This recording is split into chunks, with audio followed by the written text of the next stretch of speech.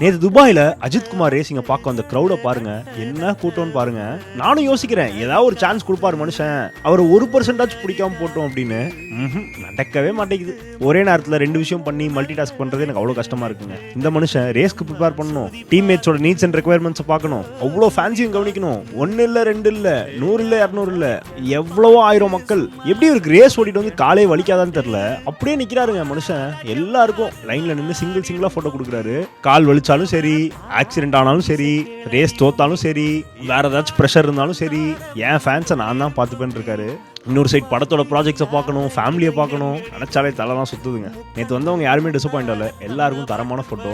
எங்கே போனாலும் நான் இதே மாதிரி தான் இருப்பேன், எப்போவும் நான் இதே மாதிரி தான் இருப்பேன் என்றும் உங்கள் அஜித் குமார்னு சொல்கிறாரு. நீங்கள் என்னென்னமோ வேணாம், துபாயில் நேற்று தலையை பார்த்து யார்கிட்ட வேணா கேளுங்க, எவ்வளோ ஹம்பிளாக சிம்பிளாக நடந்துக்கிட்டார் மனுஷன், எவ்வளோ ஹாப்பியாக ஃபீல் பண்ணாங்கன்னு கேளுங்க. ஸோ உங்களுக்கு தலை பிடிக்கணும், மறக்காம இந்த வீடியோ கமெண்ட் பண்ணுங்கள். அப்படியே தலை பிடிச்ச உங்கள் ஃப்ரெண்டுக்கு மறக்காம இந்த வீடியோ ஷேர் பண்ணுங்கள். தேங்க்யூ.